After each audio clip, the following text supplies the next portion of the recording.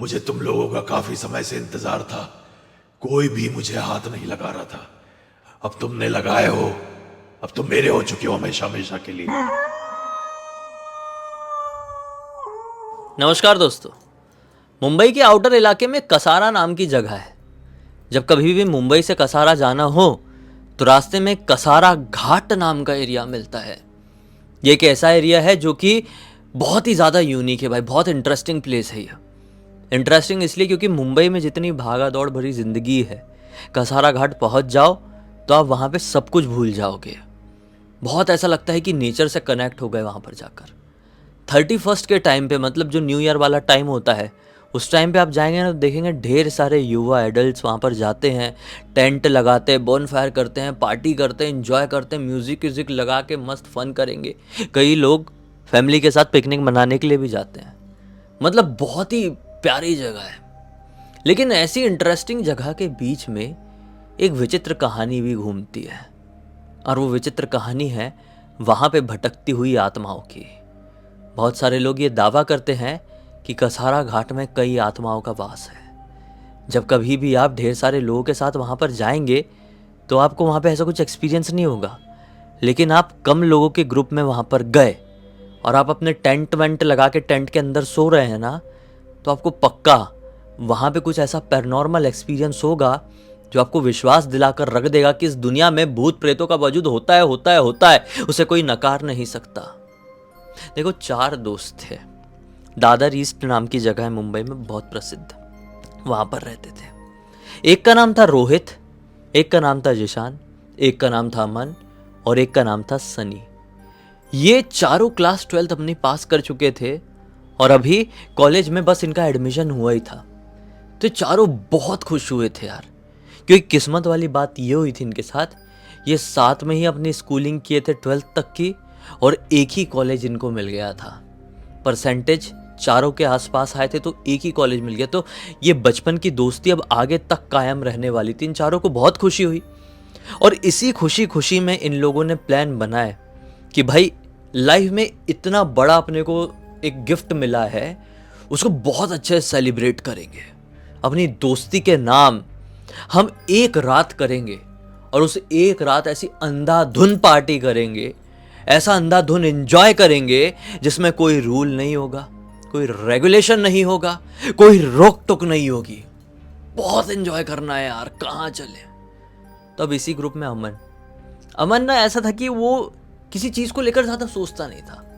बहुत बिंदास, बहुत फ्रैंक, निडर, एकदम पर्सनालिटी वाइज भी ऐसा कि किसी को डरा दे, खुद ना डरे किसी चीज से। कहता है कि भाइयों कसारा घाट चलते हैं।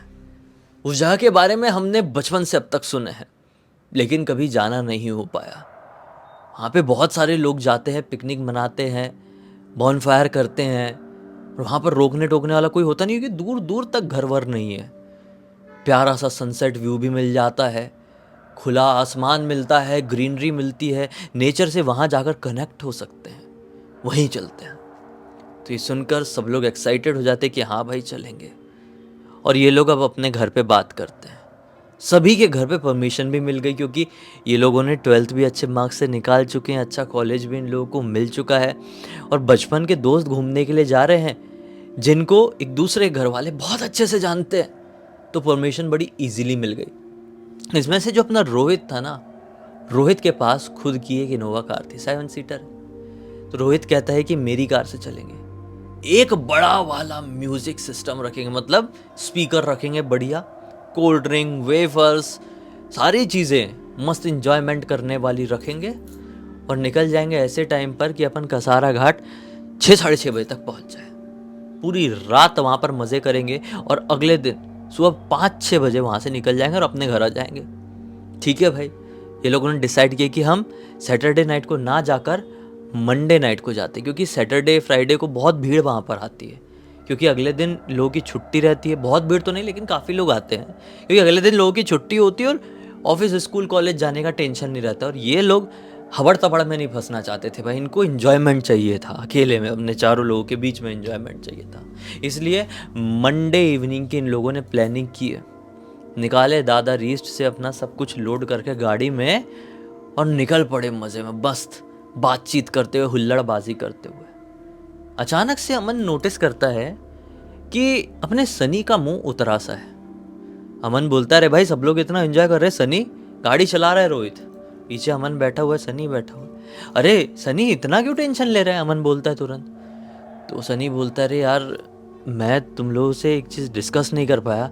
वो चीज़ ये है कि जब मैंने अपने एक भैया को बताया कि हम लोग कसारा घाट पिकनिक मनाने के लिए जा रहे हैं, तो भैया मुझसे कहने लगे यार कि वो जगह हॉन्टेड है, वहाँ पर रात में भूत आत्माएं घूमती है क्या। तो ये सुनकर अमन जोर जोर से हंसने लगा। अरे यार सनी यार, तू इतना बड़ा हो चुका है, 18+ हो चुका है, कॉलेज में चले गया, स्कूल का छोटा बच्चा नहीं है। ये भूत प्रेत वगैरह चीज़ें सिर्फ बचपन तक की होती है। आप इतना मैच्योर हो चुके हैं यार, ऐसी चीज़ों के ऊपर अब सोचते रहेंगे तो हो गया, जिंदगी कैसे जिएंगे। इग्नोर मार, कोई भूत कोई आत्मा कोई प्रेत नहीं है, कितनी प्यारी जगह है वो, क्यों बदनाम कर रहा है। वहाँ पे हम एंजॉय करने जा रहे हैं, एंजॉय करना है, अभी दिमाग में उतना रख। टेंशन लेने के लिए तो पूरी ज़िंदगी आगे इंतज़ार कर रही है। थोड़ा सा मूड ये लोग सनी का ऐसा रिफ़्रेश टाइप का करते, गाने वाने उसके पसंद के लगाते, गाड़ी में कोल्ड ड्रिंक की कैन खोल लेते हैं और एंजॉय करते हुए ये लोग पहुंच जाते हैं कसारा घाट, लेकिन अपने समय से थोड़ा सा लेट। ये लोग लगभग, थोड़ा नहीं काफ़ी लेट, लगभग 9 बजे के आसपास कसारा घाट पहुँचे। बोले देखो सनसेट व्यू मिल नहीं पाया, चलो कोई नहीं, जो अपना मेन मकसद था बॉन फायर लगाना, टेंट लगा के रात भर कहानियाँ शेयर करना एक दूसरे से, सोना नहीं और सुबह सुबह 5 बजे निकल जाना, वो ज़रूर पूरा हो जाएगा। क्योंकि देखो जहाँ पर हम आए हैं वहाँ पर हम चारों के अलावा दूर दूर तक पेड़ पौधों और पहाड़ों के अलावा कुछ भी नहीं है। तो बस भाई ये लोगों ने अपना बॉनफायर लगाए हैं मस्त, हल्की फुल्की बारिश वाला भी मौसम था ये। आप लोगों को पता ही हो, क्लास 12th होती है हमारी, और जब हम एडमिशन ले रहे होते हैं, नई क्लास में जा रहे होते हैं, तो बारिश का मौसम आ चुका होता है। ये बारिश वाला मौसम आ चुका था, लेकिन झमाझम बारिश वाला भी नहीं था। झमाझम बारिश रहेगी और मुंबई में ऐसा बाहर निकलना इतना इजी नहीं होता भाई, मुंबई की बारिश बड़ी खतरनाक होती है। खैर, तो ये लोग बढ़िया बॉनफायर वगैरह लगा दिए हैं, अपनी कोल्ड ड्रिंक निकाल लिए हैं, बातचीत कर रहे हैं, चारों ऐसा सर्कल बना के बैठे हुए हैं कि अचानक से एक सर्द हवा सी चलने लगी। इस सर्द हवा ने ना जाने क्यों अब रोहित को भी थोड़ा डरा दिया। रोहित इन लोगों से कहता है, यार मुझे ठीक नहीं लग रहा है, शायद सनी कह रहा था उसके बात के पीछे कुछ ना कुछ सच्चाई है। जब से हम यहाँ पर आए हैं तब से मुझे ऐसा लग रहा है कि हमें कहीं से छिप छिप कर कोई देख रहा है, और मैं पलट के उस तरफ देखता हूँ तो वहाँ कोई होता नहीं है। मुझे ऐसा लग रहा है कि हम चारों के अलावा भी यहाँ पे किसी ना किसी की प्रेजेंस ज़रूर है।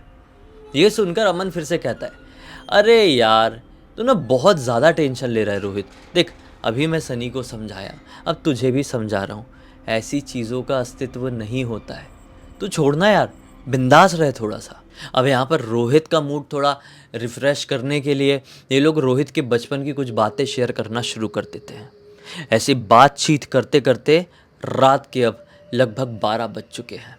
12 बजे के आसपास अमन कहता है, यार मुझे सुसु आई है, मैं साइड में करके आता हूँ। तो यहाँ पर ज़ीशान कह देता है कि अरे अमन कोई मतलब नहीं है ऐसा ज़्यादा साइड में जाने का, यहीं पे घूम के कर देना यार, हम लोग तो बचपन से एक दूसरे के साथ में ही करते आए हैं ना, मुझे भी ये जगह ठीक नहीं लग रही है, तू आगे मत जाना, अंधेरे में मत जाना। अमन अब ज़ीशान से भी कहता है, अरे भाई एक के बाद एक तुम लोग लगे हुए हो, कुछ नहीं है, यहाँ पे कोई भूत प्रेत होता तो अभी तक हमारे ऊपर झपट लिया होता। मैं आया, रुको यार अभी, नहीं तो ऐसी भीड़ में मेरे से होता नहीं अच्छे से। ऐसा बोल के ये थोड़ा अंधेरा तरफ था, वहाँ पे एक पेड़ था उसके पास चले गया। अब वो गया है अपना 1 नंबर कर रहा है, ये तीनों यहाँ पर बैठ के बात कर रहे हैं। 5 मिनट हो गए, 10 मिनट हो गए, 15 मिनट हो गए, वो अब तक झाड़ियों के बीच से लौट कर नहीं आया। तो अभी तीनों को टेंशन हो गई कि अमन को बहुत टाइम हो गया यार, 1 नंबर के लिए गया था, 2 नंबर के लिए नहीं गया था, लौट के क्यों नहीं आ रहा है।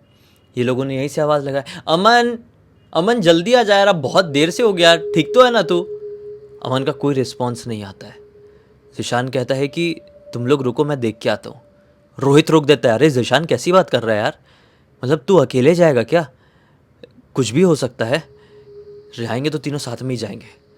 अभी यहाँ पर सनी फिर से डर जाता है, बोलता है अरे भाई तुम लोग क्या फंसा रहे हो यार, वैसे ही मेरा आने का मन नहीं कर रहा था जब से मैंने अपने भैया की बात सुना था। फिर इसको समझाया गया वापस से।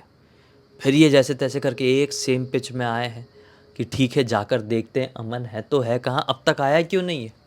ये तीनों उस तरफ गए तो क्या पा एक बहुत बड़ा पीपल का पेड़ है, उसके नीचे अमन पड़ा हुआ है बेहोश। ये लोग घबरा गए, अमन तू ठीक तो है ना। और घबराहट में ज़िशान ने सबसे पहले आगे गया कि अमन को उठाता हूँ। वो जैसे ही अमन को उठाने के लिए उसको टच किया ही है कि एक झटके में खड़ा हो गया अमन और आंख वाँख पलटा के कहने लगा कि आ गए तुम लोग भी यहाँ पर। मुझे तुम लोगों का काफी समय से इंतजार था, कोई भी मुझे हाथ नहीं लगा रहा था। अब तुमने लगाए हो, अब तुम मेरे हो चुके हो हमेशा हमेशा के लिए। ये बात सुन के ये तीनों का खून सूख गया कि अमन ऐसे कैसे बात कर रहा है यार, इतनी गंदी आवाज़ निकाल रहा है, आँख वाँख पूरी पलटा दिया है और बोल रहा है कि मुझे इतने दिनों से कोई हाथ नहीं लगा रहा था, अब तुमने लगा दी हो, तुम भी मेरे हो चुके हो हमेशा हमेशा के लिए। इनको कुछ समझ में नहीं आता है कि इतने में उस पीपल के पेड़ के पीछे से एक औरत इनके सामने निकल कर आती है, बिल्कुल धीरे धीरे चल कर आती है।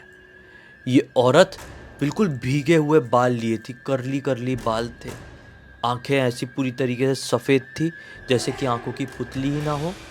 एकदम पतली औरत, एकदम पतली, बूढ़ी, ऐसा लग रहा है 100 साल से ज़्यादा की उम्र है, लेकिन फिर भी कमर सीधी, पैर पूरी तरीके से उल्टे, और जो नाखून थे वो इतने इतने लंबे, यहाँ से शुरू होके यहाँ तक के नाखून। वो जैसे इनके सामने चलकर आई है इतनी गंदी स्मेल आने लगी और पूरे इलाके में काव काव काव काव काव काव करके कौवे इधर से उधर भागने लगे, एक दूसरे से टकराने लगे। इतने सारे कौवे इनके ऊपर मंडरा गए थे कि मैं आपको क्या बताऊं। दूर दूर कोई जानवर आनवर भी रहे होंगे, उनके भी रोने चिल्लाने की आवाज़ सुनाई देने लगी। देखते ही देखते पूरे इलाके का माहौल कुछ इस तरीके से बदल गया था कि ये कोई एक्सप्लेन नहीं कर सकता था। घबराहट में ज़िशान अकेले ने चिल्लाया कि भागो। इन तीनों ने हिम्मत जुटाए और फिर भागे। भागते भागते क्या देखते, हमारे पीछे तो भाग के अपना अमन भी आ रहा है, जो कि ऑलरेडी पोजेस था, पीपल के पेड़ के नीचे पड़ा हुआ था, वो भी भाग भाग के आ रहा है। लेकिन ये अपने दोस्त को छोड़ थोड़ी देंगे। गाड़ी तक आए हैं, गाड़ी में सवार हुए, सामान अमान सब छोड़ चुके थे अपना, गाड़ी में सवार हुए हैं। सबसे बड़ी बात, मोबाइल भी छूट गया।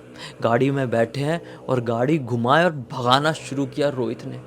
लेकिन ज़रा देखो किस्मत का खेल, ये घाट वाले एरिया में थे और रास्ता पूरा सुनसान था। जहाँ पर ये लोग पिकनिक मना रहे थे वहाँ से मेन रोड में आते तक थोड़ा सा समय तो लगना था। वो चुड़ैल इनके पीछे ही भाग रही है गाड़ी के। जैसे तैसे करके इन लोगों ने गाड़ी की स्पीड फुल किए, रोड में आए और बस ना कोई नेविगेशन है, ना कोई मोबाइल है, ना किसी का हेल्प सपोर्ट है। ये लोग गाड़ी घुमा घुमा के उल्टा अपने घर की तरफ आ ही रहे हैं। पूरे घाट वाले एरिया में चल रहे हैं, सुनसान एरिया में, कि चलती गाड़ी में अचानक से अमन की पूरी बॉडी ऐसे ऐसे कांपने लगी, ऐसे ऐसे ऐसे ऐसे कांपते कांपते बोल रहा है कि अब तुम लोग नहीं बच पाओगे, तुम लोग नहीं बच पाओगे। जो एक बार उसके चंगल में आ गया वो कभी नहीं निकल पाया, अब नहीं बच पाओगे। अमन को ऐसे देख कर तो सनी के मुंह से चीख निकल गई और उसने अपनी आंखों बंद कर दिया और पूरी तरीके से स्टैचू हो गया, वो मूर्ति बन गया। लेकिन यहाँ पर हिम्मत जुटाए ज़िशान और रोहित ने।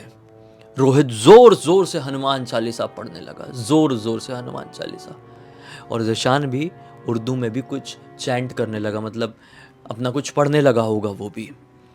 ये दोनों बस कंट्रोल संभाले हुए हैं। लेकिन ज़रा सोचो, कोई एंटिटी जब इनके सामने आई थी जिसने पूरे इलाके का माहौल पलट कर रख दी थी, सिर्फ अपने बाहर कदम रखने से पूरे इलाके के जंगली जानवर से लेकर पक्षी उड़ उड़ के एक दूसरे से टकरा टकरा के गिरने लगे थे। वो औरत में कुछ तो रहा होगा, वो चुड़ैल में कुछ तो रहा होगा लिटरली। अमन इन लोगों के पढ़ते हुए ये सब झटके से उठा और जो रोहित का स्टीयरिंग था उसको पकड़ कर ऐसा घुमाया कि उन लोगों की गाड़ी ऐसी डिसबैलेंस हुई और सीधे जाके फट से एक पेड़ में लगी है, बहुत गंदी तरीके से। लेकिन किस्मत की बात ये थी कि गाड़ी ऐसी चल रही थी अनकंट्रोलेबल ना, तो ज़िशान ने और साथ ही साथ रोहित ने, दोनों ने अपनी सीट बेल्ट पहन लिए थे। और यहाँ पर आपको समझ में आएगा कि सीट बेल्ट लगाने के कितने बड़े फ़ायदे होते हैं। जैसी गाड़ी ठुकी, लिटरली घबराहट के मारे ये हो गए तीनों बेहोश। अमन का नहीं मालूम क्या हुआ क्या नहीं। फिर कुछ देर बाद इनके मुंह पे कोई पानी छिड़कता है, आँख खुलती है तो देखते हैं कि सामने एक आदमी खड़ा हुआ है जो बेशक एक ट्रक साइड में खड़ा है, उसका ड्राइवर है। वो बोल रहा है, अरे तुम लोग क्या ठीक तो हो ना? ये लोग बोलते हैं कि uncle thank you so much हमें बचाने के लिए। और ये लोग पलट कर देखे तो अमन अभी भी बेहोश है। बोले अंकल पहले आप इसको उठाइए। अमन के ऊपर पानी वानी छिड़का जाता है। अमन का हाथ वाथ पूरे शरीर ठंडा पड़ चुका था, हाथ वाथ ऐसा रब किया जाता है, थोड़ी गर्मी लाई जाती है उसके शरीर में।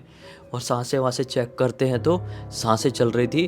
वो थोड़ा सा होश में आता है, इतना हाथ वाथ पैर वैर घिसे ना उसके, तो थोड़ा सा होश में आता है।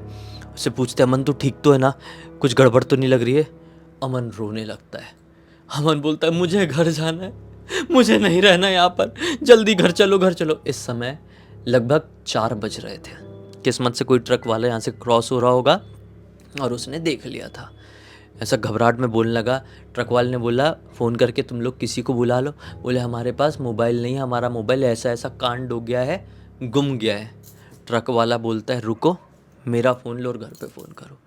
इन लोगों ने फिर फ़ोन किए भाई, फिर घर पे से कोई आया होगा इन लोगों को लेने के लिए। दूसरी गाड़ी में ये लोग अपने घर गए हैं। फिर इनकी गाड़ी भी मैकेनिक वगैरह लेके गया। मैकेनिक ने इनकी गाड़ी वाड़ी सुधारा और इनकी ज़िंदगी ट्रैक पे आई। इस दिन के बाद से इन लोगों ने कसम खा लिए थे कि हम लोग कभी भी ऐसा कोई इन्जॉयमेंट करने के चक्कर में कहीं नहीं जाएंगे जिसके बारे में हमको ठीक से कुछ पता ही नहीं। हालांकि इस इलाके के बारे में बहुत लोगों को पता है, बहुत लोगों के साथ ऐसे कांड होते, इतने डरावने नहीं लेकिन काफ़ी हद तक पैरानॉर्मल कांड यहाँ पर हुए हैं। मेरे जानकार लोगों के साथ भी हुए हैं। इस पूरी घटना की जानकारी मुझे रोहित ने ही इंस्टाग्राम पर लिख कर भेजा और बोला कि इस घटना की वजह से हमारी पूरी ज़िंदगी तक बदल गई। किस्मत ये थी कि हमारी ज़िंदगी गई नहीं, सिर्फ बदली। इसी एक नोट के साथ अब कहानी का अंत करते हैं। अब तक इस वीडियो को देख लेते तो लाइक ज़रूर कर देना, चैनल को सब्सक्राइब करके बेल आइकन दबा के ऑल के ऑप्शन में क्लिक करना। और इंस्टाग्राम की लिंक इस वीडियो के डिस्क्रिप्शन बॉक्स में मिल जाएगी, वहाँ पर भी जुड़ जाना। और आपके पास भी ऐसी कोई कहानी, टॉपिक या जानकारी हो तो लिख भेजना। हो सकता है मेरा अगला वीडियो कल आपके हिसाब से बन रहा हो। तो चलिए कल फिर से मिलते हैं, तब तक के लिए बहुत बहुत धन्यवाद। आपका दिन शुभ हो।